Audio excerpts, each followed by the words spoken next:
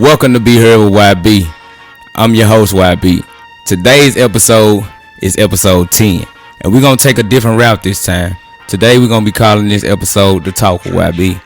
Instead of having somebody on here that I'm interviewing, I'm going to give y'all a real talk conversation. The person that I'll be conversating with want to remain anonymous and off camera, which is fine by me. So we're going to do our thing today, and it's going to give people out there a different feel on who I am as a person, and maybe it'll pull you toward this community of voices that I'm trying to get you guys into. So let's get this show going. Stay right here on Be Heard with YB. You dig.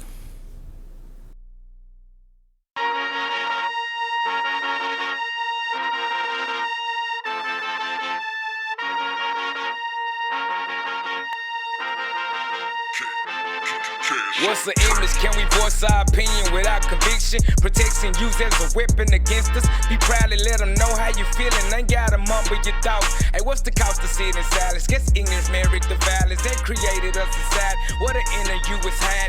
Be heard as a community. Your voices uniquely unified for people like you and I. Welcome back to Be Heard with YB. Y'all here with my man. What's going on with it, man? He behind cameras. What's up with it? Yeah, man. We just here to have a real life conversations. We're gonna talk about a lot of things, principles, values, morals, society in the general public as we see it, and we just gonna vibe a little bit and talk a little bit, and hopefully y'all will sit here while we talk through this conversation and agree or to disagree. It's fine by me. So I just want you guys to be in tune to this conversation though. But we're gonna get off into who is YB. Well, YB is me. You know what I'm saying? I'm going to just put it like this. My first initial reason for calling myself YB is because I used to always have this saying, it was YB anybody else but you. You know what I'm saying? I always wanted to stick out, stand out, and be different from everybody else. I never wanted to, ride somebody else's wagon to a stop that I didn't supposed to be at. You know what I mean?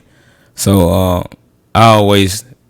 kept those initials and kept that saying going because that's who I am as a person. You know what I'm saying? I always try to separate myself and be show that I got individuality to myself and to my character over, trying to portray somebody else's lifestyle or be somebody else. Yeah. I feel you. And by the way, my dad's initials was AB. So, you know what I'm saying? Yeah. You know what I mean? So it was right on line for me to It was gonna be call YB myself or that. AB too. Nah, it wasn't gonna be AB too because I'm trying to take a different route. You know what I mean? I feel you. All right. For the people at home, let them know where you from. Let them know something about you. Well, I'm from Memphis, Tennessee. Memphis, you know what I'm saying? It's a culture shock for many who come to Memphis. It's a lot of us African Americans around Memphis, and it's our city. We have a culture down there. We have a heritage down there. They run deep. You know what I'm saying? Everything about Memphis made me. I can say that. You know what I'm saying? So to my city, for my city, I do just about anything if I'm ever put in a position to do so. And this right here will be the first step because most of the people that I have interviewed recently have been out of Memphis, Tennessee. So it shines the light on the struggle of Memphis. You know what I'm saying? Okay. How do you feel about the things that's going on in Memphis? Well, right now, how I feel about it, I feel like it's a lot of senseless killing. It's a lot of kids dying. It's a lot of individuals dying, period. And I think it need to be a stop put to it. But in order to put a stop to it, we have to put a plan to it. And if we can't put a plan to it, then we'll never put a stop to it. So I always like encourage the youth and the younger brothers coming up to choose a better route than Do you think they'll be gangs. with all these big egos, big eyes, little youth? Well, you know what I mean? Big eyes, little youths, big egos. That stems from jealousy. That's envy. Yeah, I feel like that's the reason why we can't come together as a whole. I feel the same. I feel the same way, in a way, but at the same time,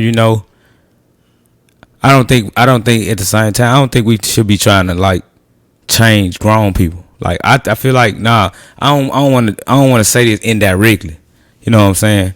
But I feel like our main focus should be on the youth, because if we change the younger people, we can change, The future. the future. Exactly. But you think the older it's too late for them? I wouldn't say it's too late for nobody. Long as God working, you know what I'm saying? I don't never think it's too late for nobody to change themselves or change the path that they are on. Right. You know what I mean? Yeah. That's what's up. That's what's up. It's the thing about it is, people who are not kids should want to change themselves. You know what I mean? If you look at time today, you should understand that there's so much going on and there's so many people losing their lives. So why would you ever want to play with your life? You know what I'm saying? And the only thing that I see that's the biggest problem is the disconnect from God. It's a lot of disconnected people from God. Yeah. You know what I mean? God is he's the reason for it all. Yeah, most definitely. Right. But like that brings me to my next question. Like, how do you feel about what's going on in the world, not just in your city? Cause what's going on in your city is going on in every city. It just you probably don't heard about it Right. because it's not on your timeline. Right. Well, as far as world situations and what's going on in the world, it's a lot of things that don't make sense. It's a lot of plans that's put in place. It's a lot of laws that has been put in motion that don't benefit no single being around me or you at this point in time. Like everything is like has no sense to it. It's like senseless. It's something to keep us blind and bang. Right, distracted. And know what I'm saying? I feel like as far as that, it gotta start in order to combat that and defeat that, you still have to start at home. You know what I'm saying? Even with them world issues. Because at the end of the day, it ain't no telling like how somebody else's situation is where they at. It's way worse than dire than ours. You know what I mean? So in a way, it's like you should be thankful in every way. You know what I'm saying? Because situations that's going on in the world are way worse in other places than they are where you stand. But Okay, yeah, it is. People in worse situations than we are. most definitely. But then, I mean, you pro-government or anti-government? I want to say I'm pro-government or anti-government. You know what I'm saying? But at the same time, I know what the government relationship is with my culture, my race, people. You know what I'm saying? It's not a good one. And people have a good reason to feel unsafe when it comes to the government. You know, I think that should be a normal thing, because if you any type of person or human being, you should feel any type of way that you feel about a system that don't take care of you or love you. That's not wrong. There's nothing wrong about that, because if anybody else was put in a situation that African Americans was put in, I believe they'll be marching and rioting every single day. It's just black people have this type of strength that's unmatched. You know what I'm saying? You know, we can go through the most harshest and toughest times and still emerge as a strong people. You know, us black people ain't the only one to get the ass in of the government stick. True, that's true. Yeah. That's true, but I'm speaking from a perspective of me being African American, and I know there's a lot of problems. Also with the Hispanics, you know, also with anybody of a different ethnicity, a different background. It's just the point that we are all being treated unfairly, so people should understand and recognize that we are all in the same boat and nobody is more. So tell us about your upbringing. With my upbringing, you know, I had a lot of good times in my upbringing. You know what I'm saying? Like, I really had a good time, like, coming up. I used to stay. I'm very family oriented. Okay. Obviously, you know, Family Matters Inc. presents Be Heard by YB. You know what I'm saying? So, Family Matter Inc. is the business, it's the company. You know what I'm saying? All right. And Be Heard, you know, falls up under that. And Family Matters Inc. was started, you know, it was an idea of mine. Since from a child. It has nothing to do with a TV show. I have to say that for the people, you know what I'm saying? Because, you know, some people ask me, oh, you must used to watch Family Matters a lot. No, that's not the case. We did watch Family Matters. Everyone. I love the show. I love the show. I love the show. True enough, but this is not that. You know what I'm saying? Family Matters Inc. is built on values and principles that's held by me as an individual towards my family. You know what I mean? Like, we have very close family ties, and me being the type of person I am, I had these type of relationships with different individuals in my family. It's like I can talk and go to anybody. You know what I'm saying? I was the one that I always, you know what I'm saying, used to go get each cousin, you know what I'm saying, with one car and make sure everybody get to the same place so we can kick it and have fun. I remember times of barbecues and get-togethers when we all, you know what I'm saying, meet up. That was the meet up spot. But there was the sensational feel of being together and being whole. Yeah, you know what I'm saying? So you're very family oriented. Very family oriented, all the way out. No way around it. You know what I'm saying? So how you feel about value, morals, and principles in today's society? In today's society, I feel like they lack it. Terrible. I'm gonna keep it real. Terrible. They lack it. You know what I'm saying? Okay, we've been had issues. True enough, that's true. But today, it's way more out of control. Yeah. You know what I'm saying? It's like when you got to take it like this. Can we go back to the Bible for a second? When the people were set free out of the land of Egypt, you feel me? Led by Moses, they walked for 40 years. 40. It takes 40 days to walk from Egypt to Israel in real time. They walked for 40 years. It takes 40 years to deplete a generation. You feel me? Mm-hmm. Nobody with a mindset of molding and shaping bricks, building pyramids as slaves, was allowed to enter the land of milk and honey. You feel what I'm saying?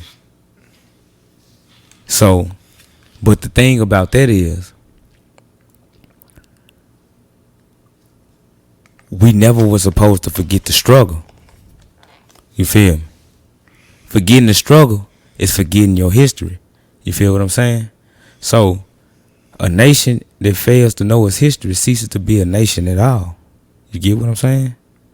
So, us as black people, we fail to remember the struggles and the times that we had to fight in this country and to get the type of privileges that we got now. You know what I mean? Mm-hmm. So, a lot of the youth... Forget about all the people who died. Exactly. Died for this. So the youth... They looking at it like, this is what I really died for. Most definitely. I sacrificed my life for this. My kids are gone without a dad for this. Exactly. Kids without a mother for this.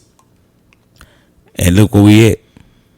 You know what I'm saying? I don't want to speak on every black person, like they making wrong choices, because we got good black excellence. We got good people who do excellent things. You know what I mean? Not just black people. I don't want to just put us on there like we alone. To me, I feel like it's some good black people. You know, it is. But for you to just see what's going on around you and not do anything about it, that make you worse than them. Most definitely.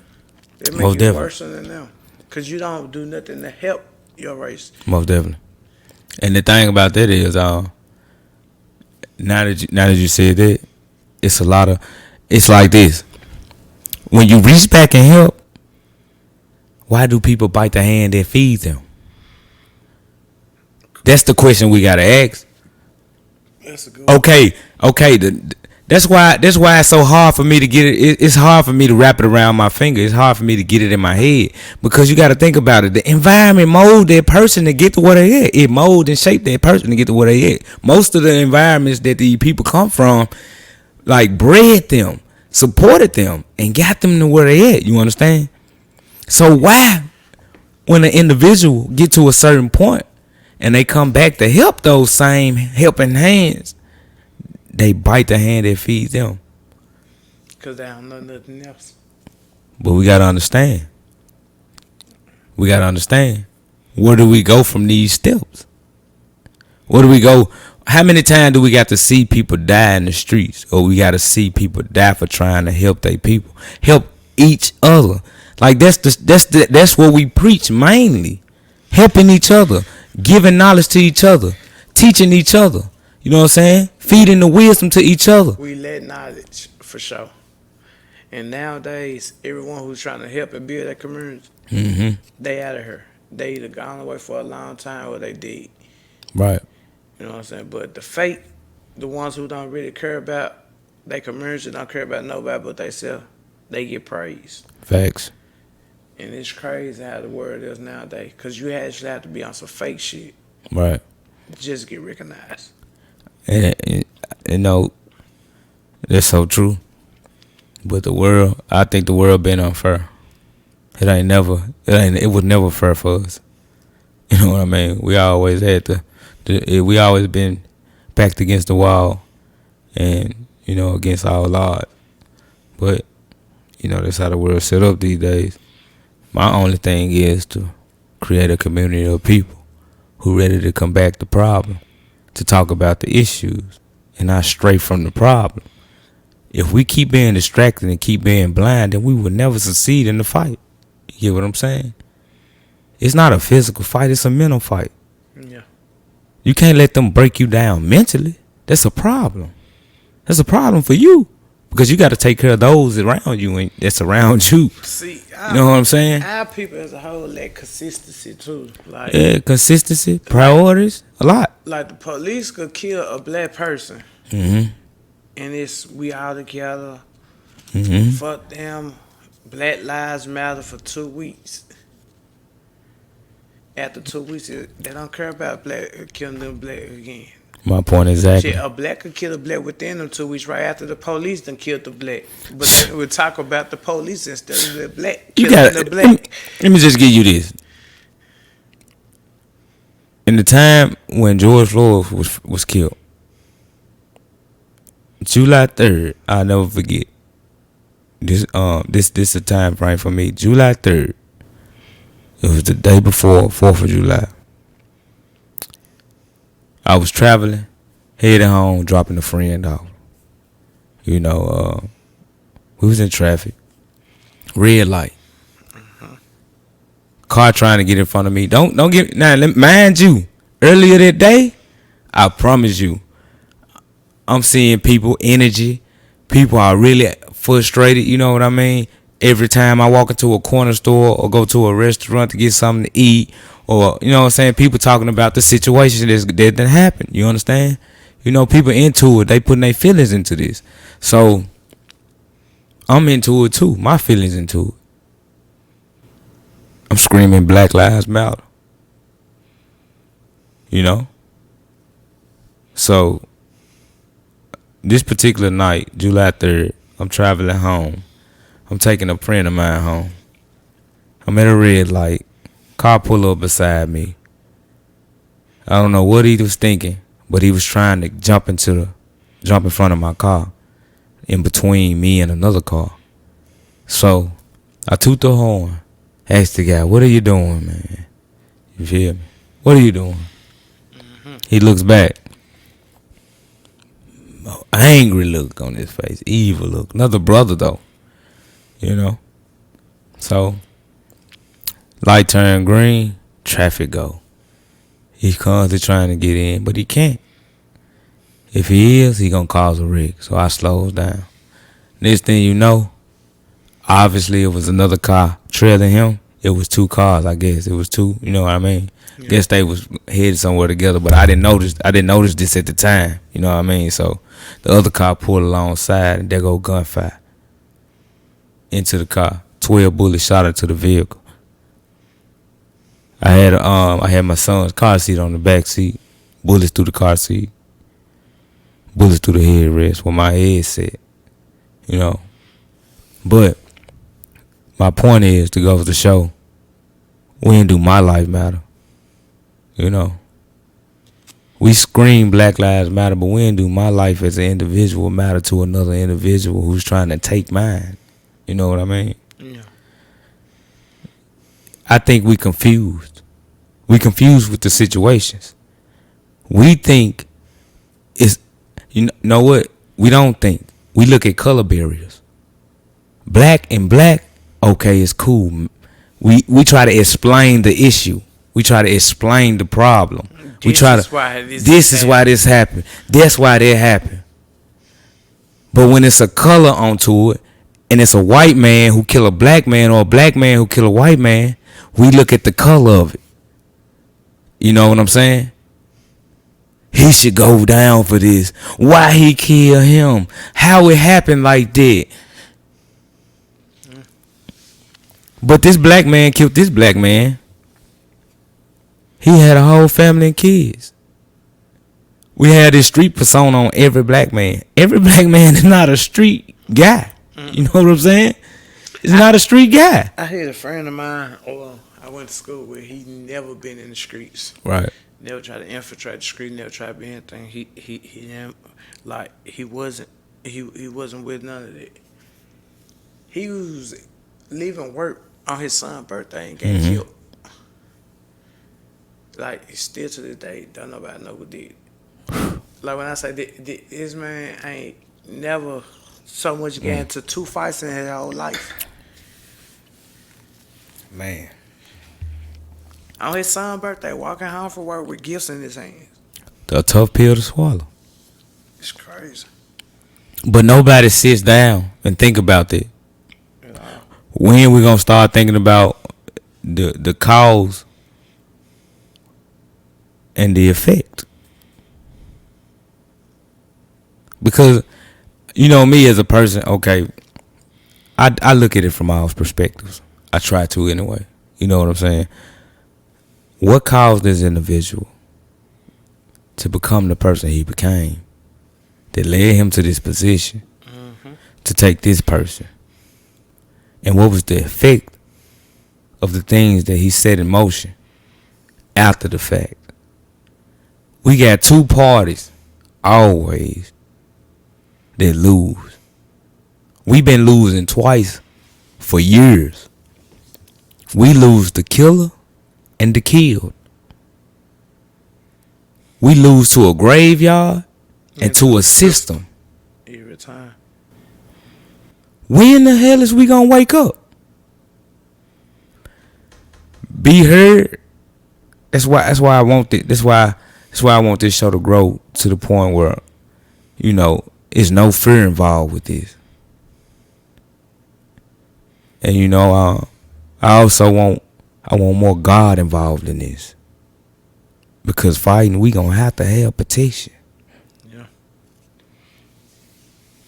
I need more youth involved in this.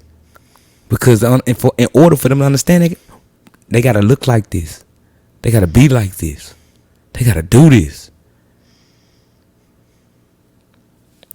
I don't even know how to speak to the youth sometimes. It's hard to talk to them. They don't want to listen because they're angry. They're upset.